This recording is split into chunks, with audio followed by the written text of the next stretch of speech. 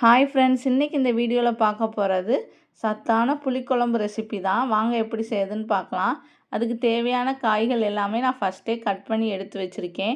வெங்காயம், பூண்டு, தக்காளி, முருங்கைக்காய், அவரைக்காய், கத்தரிக்காய். கத்தரிக்காய் மட்டும் லாஸ்ட்டில் கட் பண்ணி எடுத்துக்கோங்க. தண்ணியில் போட்டு வச்சுக்கலாம் அதை. இப்போது 1 கப் அளவு சுண்டல் ஃபஸ்ட்டே நைட்டே ஊற வச்சு எடுத்து வச்சுருக்கேன். கொஞ்சமாக புளி ஊற வச்சு எடுத்துக்கலாம். இன்றைக்கி நான் இந்த குழம்பு மசாலா அரைச்சி தான் செய்ய போகிறேன். இப்போ ஃபஸ்ட்டு சுண்டல் வேக வச்சு எடுத்துக்கலாம். இப்போ ஊற வச்சுருக்க சுண்டலை ஒரு குக்கரில் மாற்றிக்கோங்க. இது கூடயே தேவையான அளவு உப்பு சேர்த்துக்கலாம்.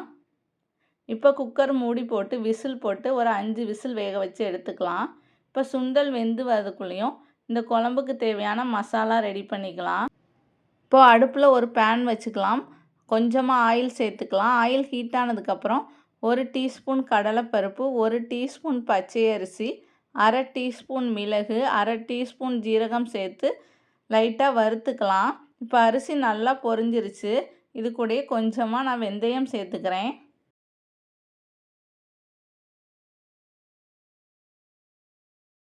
இப்போ வெந்தயம் லைட்டாக கலர் மாறுற வரைக்கும் வறுத்துக்கலாம்.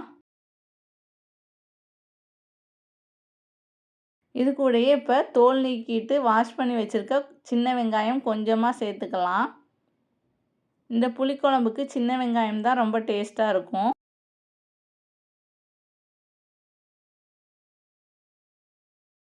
இப்போ இது கூடயே ஃப்ரெஷ்ஷாக இருக்க கருவேப்பிலை இலை கொஞ்சமாக சேர்த்துக்கிறேன்.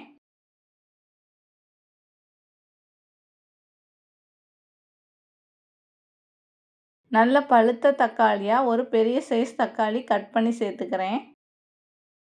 இப்போ தக்காளி சேர்த்துட்டு நல்லா வதக்கிக்கலாம்.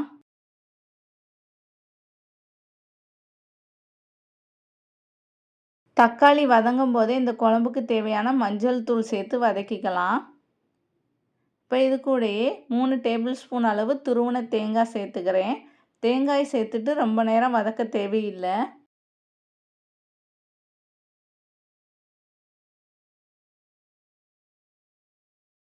இப்போது காரத்துக்காண்டி 1 டீஸ்பூன் அளவு மிளகாய்த்தூள், 2 டீஸ்பூன் அளவு மல்லித்தூள் சேர்த்துக்கிறேன்.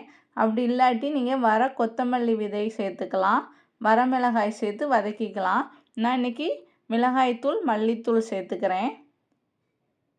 சேர்த்துட்டு இந்த ஹீட்லேயே அதை லைட்டாக வதக்கிக்கலாம். இப்போது இந்த மசாலாவை ஆற வச்சு மிக்ஸி ஜாரில் சேர்த்து அரைச்சி எடுத்து வச்சுக்கலாம். இப்போ குழம்பு செய்யறதுக்கு வேறொரு கடாய் வச்சுக்கலாம். அதில் கொஞ்சமாக நல்லெண்ணெய் சேர்த்துக்கிறேன். எண்ணெய் ஹீட் ஆனதுக்கப்புறம் கடுகு, வெந்தயம் கொஞ்சமாக சேர்த்து நல்லா பொரிய விட்டுக்கலாம்.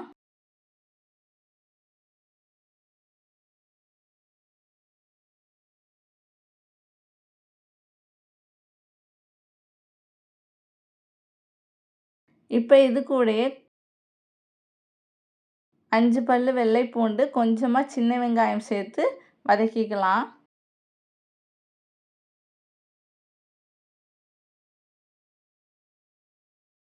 இப்போ கட் பண்ணி வச்சுருக்க காய்கள்லாம் சேர்த்துக்கலாம். அவரைக்காய், முருங்கைக்காய், கத்தரிக்காய் சேர்த்துக்கலாம்.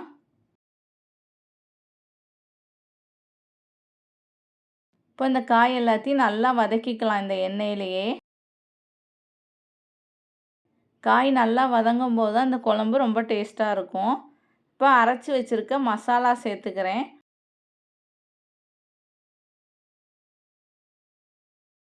மசாலா சேர்த்து அது பச்சை வாசனை போகிற அளவு நல்லா மிக்ஸ் பண்ணிக்கலாம். இப்போ இந்த ஸ்டேஜில் வேக வச்சுருக்க சுண்டலையும் சேர்த்துக்கிறேன்.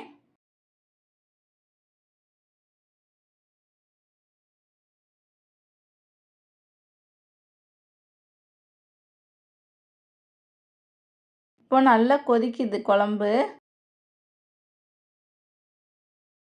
கொஞ்சமாக மிக்ஸி ஜாரில் தண்ணி சேர்த்து அலசி அதையும் சேர்த்துக்கலாம் இந்த குழம்போடையே. கொஞ்சமாக உப்பு சேர்த்துக்கிறேன். ஆல்ரெடி சுண்டல் வேக வைக்கும் போதும் உப்பு சேர்த்துருந்தோம். அதனால் கொஞ்சமாக தேவையான அளவு பார்த்துட்டு சேர்த்துக்கலாம். இது கூடயே கொஞ்சமாக கருவேப்பிலை இலைகள் சேர்த்து நல்லா மிக்ஸ் பண்ணிக்கலாம். இந்த ஸ்டேஜில் புளி கரைச்சி சேர்த்துக்கோங்க. அது வீடியோவில் நான் எடுக்காமல் விட்டுட்டேன். புளி கண்டிப்பாக சேர்த்துக்கோங்க. புளி சேர்த்துட்டு ஒரு மூடி போட்டு 10 நிமிஷம் வேக வச்சு எடுத்துக்கலாம். இப்போ பார்த்தீங்கன்னா நம்மளோட டேஸ்ட்டான புளிக்குழம்பு ரெடி ஆயிடுச்சு. இப்போ இந்த குழம்புலேயே நம்ம நிறைய காய் சுண்டல்லாம் சேர்த்துருக்கனால தனியாக காய் எதுவும் செய்ய தேவையில்லை. அப்பளம் இருந்தாலே ரொம்ப சூப்பராக இருக்கும்.